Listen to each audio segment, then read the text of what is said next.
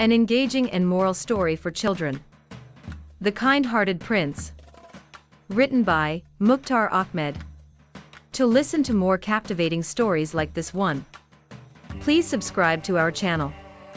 If you enjoy these stories, don't forget to like and share them. And be sure to hit the bell icon, so you never miss an update on our latest videos. The Kind-Hearted Prince. Once upon a time, there was a king who ruled his kingdom with compassion and care. His queen was equally kind-hearted and beautiful. She often advised the king on the welfare of their people, and he always valued her suggestions. God blessed them with a son, a radiant boy named Prince Adnan, whom they cherished dearly. Although he was only 10 years old, Prince Adnan was exceptionally intelligent. Unlike most children his age, who preferred toys, he had a deep love for books. Seeing his son's interest in reading, the king ordered storybooks from distant lands. The prince eagerly read these books and through them, his wisdom and knowledge grew. He also had tutors who taught him various subjects. They were impressed by his intelligence and curiosity. If ever he didn't understand something, he didn't hesitate to ask questions. The tutors told the king about the prince's thirst for knowledge, and the king was filled with pride. Everyone admired children who loved to learn.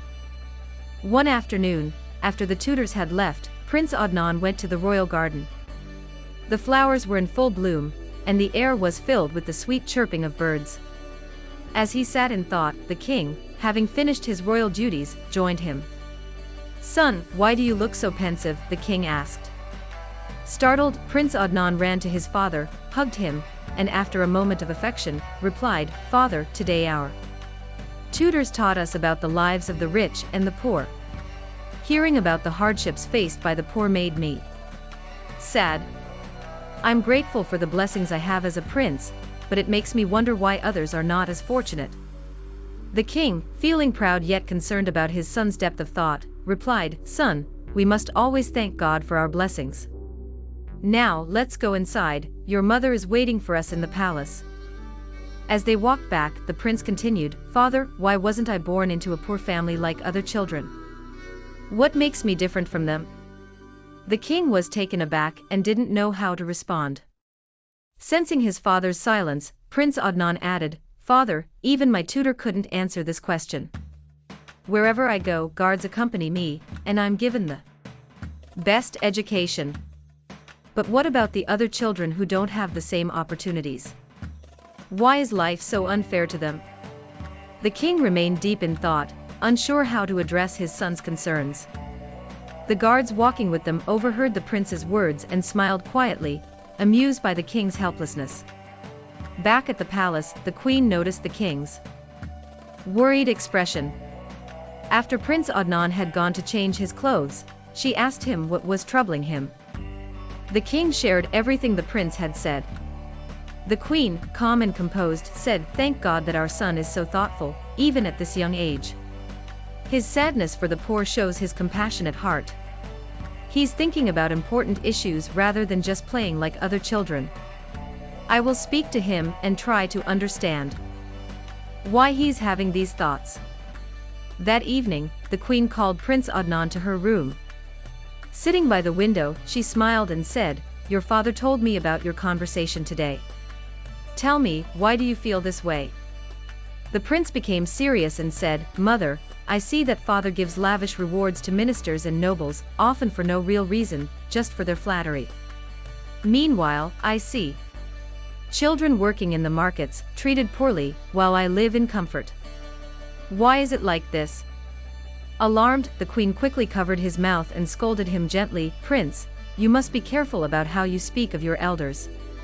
It's important to mind your manners." But the prince, undisturbed, replied, "Mother, you are my mother, and I can share my heart with you." The queen, though silent, was moved by her son's sincerity. Seeing her thoughtful expression, Prince Adnan said softly, "Mother, I want to see a world where no child has to work. I want them to study, play, and live like me. Once they grow up, they can think about work. Shouldn't this be father's priority?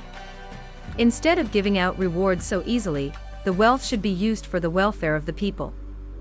There should be schools everywhere, and the government should take care of all the expenses. Tears welled up in the queen's eyes as she listened to her son. Just then, the king entered the room, having overheard the conversation. He embraced his son and said, "Son, today you've opened our eyes. We've been neglecting such an important issue, children's education. None of our ministers ever brought this to our attention, but you've shown us the way." After this, the king held meetings with his ministers, discussing and planning reforms. Soon, schools were built throughout the kingdom, with qualified teachers appointed. A royal decree was issued: no child, boy or girl, would be allowed to work. Education was now mandatory for all. Parents who didn't send their children to school would face penalties, and those who enrolled their children in government schools would receive a monthly stipend.